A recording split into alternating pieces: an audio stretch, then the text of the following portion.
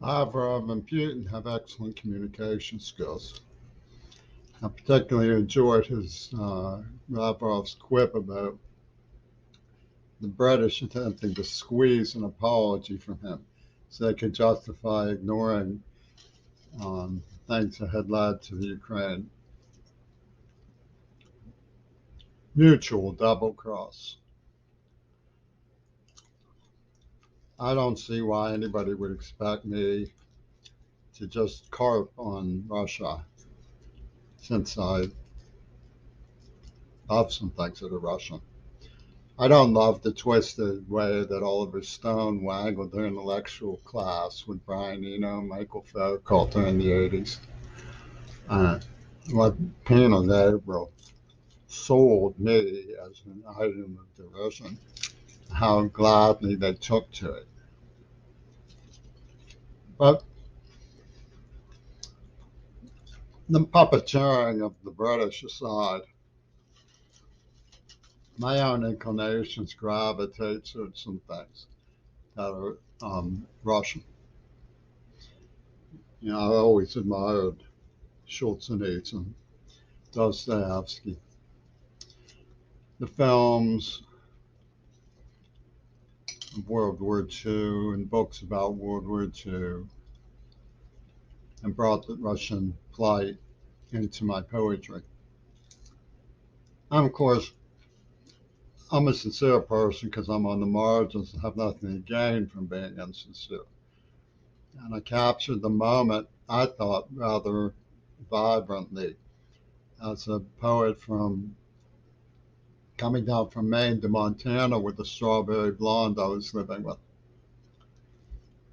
When the wall came down, I said, a German girl in a bus station in Ohio came over to me with a piece of the Berlin Wall and put it in my hand. It was like holding a moon rock. And then I thought, but when Bush heard about if you gave it to him, he'd say, "What's this? A moon rock? A moon rock?" You know, sarcastically. My point is that no Martin Luther King rose to the occasion. Cory Booker wasn't around. Nobody said anything romantic and beautiful about the end of the Berlin Wall for all Americans to hear on the news. I don't know how we nincompoops, like John Tower going about the ever more menacing Soviet Union. And they justified it by saying, oh, Bush top secretly wanted the Soviet Union to stay in place. He didn't want them to fall apart. No, that's why Ukraine gave up their nukes. But Ukraine's giving up their nukes shouldn't have been the basis for abrogating the anti-ballistic missile treaty. The history of offensive marginalization of Russia for the key interests, the hatred for them, the endless spewing of lies about them. How can you expect? You have no measuring stick. Suppose Russia is this tyrannical bad guy again. You have no measuring stick that you can use to measure it by, because you've given them on a silver platter all the necessary justifications for what they did.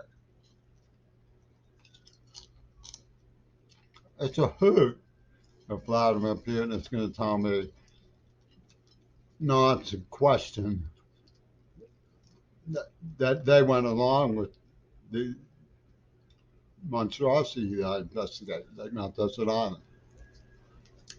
Zoe Goto's two version pussy book thing. I'm not impressed. I'm not impressed. I told you to take my name off, and you're going to take my name off it because I didn't endorse that not for 1 minute.